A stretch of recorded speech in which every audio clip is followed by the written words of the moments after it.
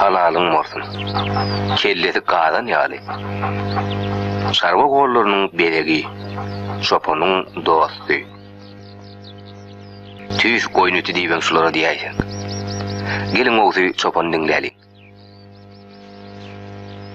Biz oduna gaýtdyk ýatamyzyň ýanynda odun ýygyp ýörkek kufaykamyzy ıstylap koyduk. Şu kufaykan odun ýygyp taýýarlap bolan soň kufaykamy alaýyn diýip barsam bir koçok yılan var eken aşağında. Onu görüp özüm korkup böyle zıngılıp gittim, kaçtım. Ondan ol item kaptalımda tuşağızlar şovada yılanın kalanını görüp faykanı almanı korkup nemedemden azlarım sırada Bart'ta yılan bilen uçmana başladı. Sırada altta ikili öldü sırada şeyine. Çoğun bizi yılanın halat etti özümüzü azlar.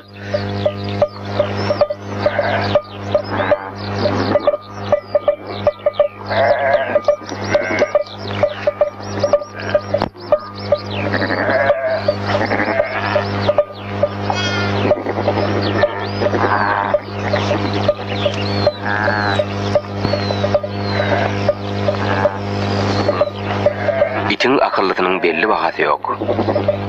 Hay senin yürüyüşün.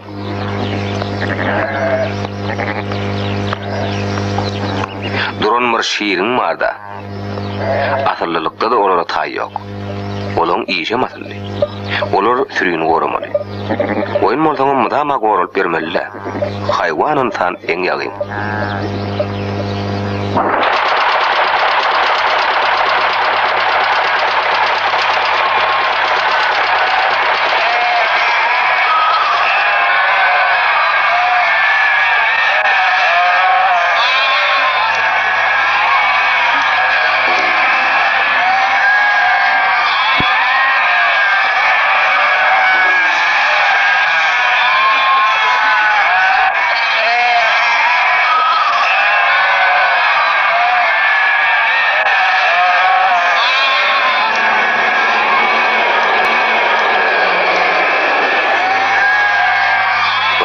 Toplu oturup iş yok.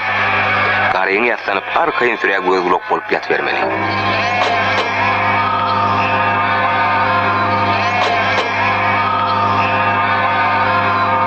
Biz elini tanış adam. Savkozun direktörü Gayısı Devgudalcıkov, heyali şimdi çopanın mihmani. Onun bar aladası doğurlar.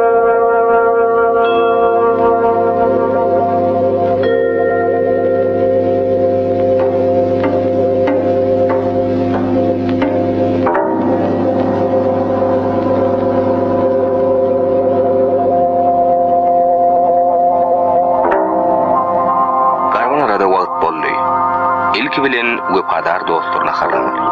Şoponun ata baba desturu şeyle. Gör ne hil edepli hayvanlar. Çağırılmada tağa toplanoklar. Öwelin ak kelle. Küçük bolandan lelkiredeler ya da. Hayvanın morsalar ağzı verjene görülür.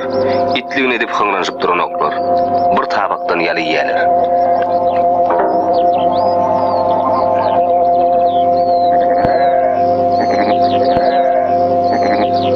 Çopan yorgotunun iyimi ölüyün, dini eyyesinin elinden.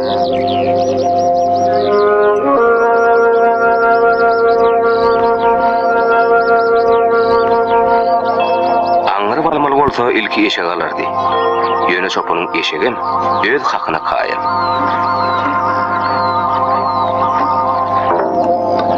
Akmurad agan körpegiydi, okudan boş wagtymda ama kakatynyň goşunyna.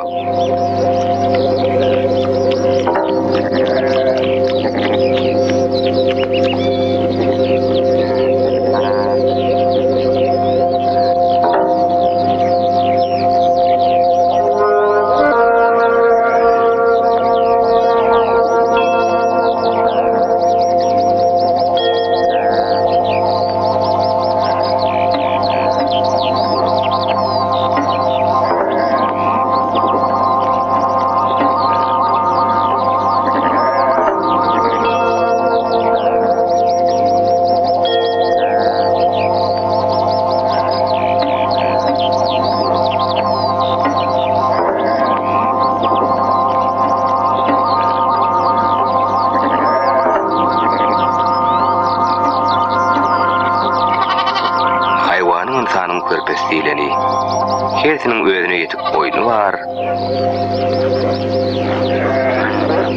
Karabolluğu var.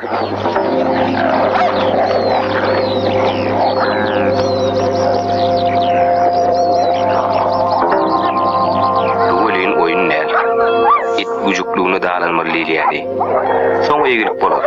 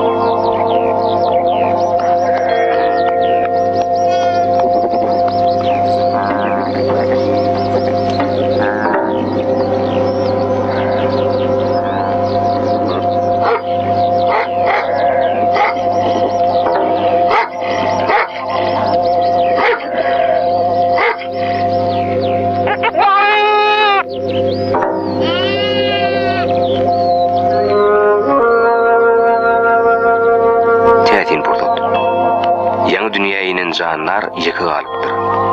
Çopana duydurmalı. Halal doğduğu şeydip haklamalı.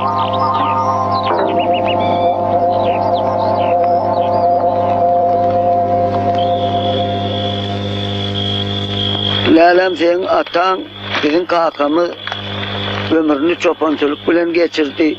O vatlar bir itivatı azdar deyip ol kakam şunça yılı kakama hizmet eden son ol kakam payır ölümden son ol item şu kakam bağımıka deyip ayladı öldü öyden giyirip çıkanına seyredi periyati ol köp kıynaşlık verdi özünü helak olup kakamam gelmeyeceğini bilip zorluk bilen helak olup öldü işikte.